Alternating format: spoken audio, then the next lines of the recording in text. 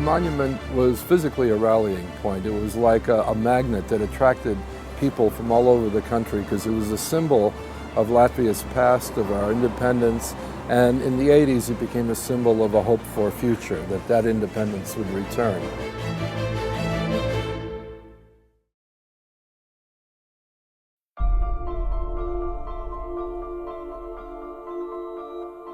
The Latvian Freedom Monument was built in 1935 basically by popular demand with public funds, all donated by the people of Latvia, and it became the national symbol for all official events.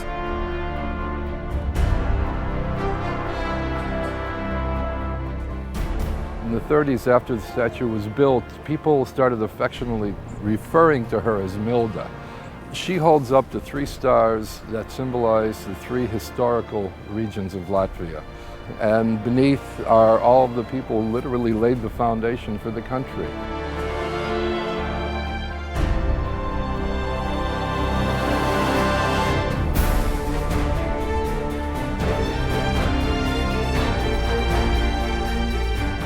The Soviets came in, they invaded, occupied the country, Sovietized it.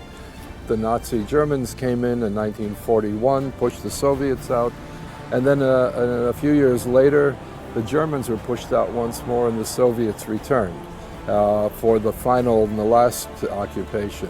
And that was the beginning of the total Sovietization of Latvia. The remarkable thing is that the Soviets didn't touch the monument.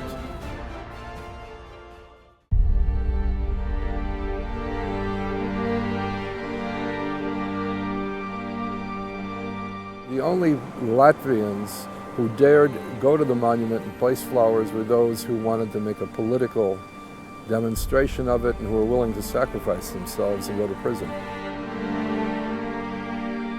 By the 80s, when the Latvian independence movement started, it became a magnet for public demonstrations once again after 47 years of being kind of shoved aside from public use.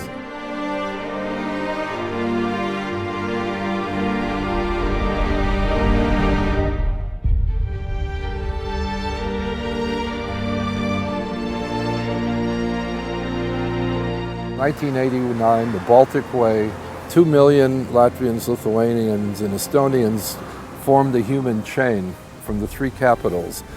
This monument was the center of that human chain. That was another event that totally flabbergasted Moscow because they never expected you could organize a human chain where people linked hands over 800 kilometers. It was peaceful, it was emotional, and I think that was the day when the Baltic people realized they're on their way to restore independence. And 6 years later, President Bill Clinton stood at the base of that monument. Latvia was independent, and we had achieved what we had always dreamt about. It's a daily reminder that this is our country, this is our state. We are a part of the world.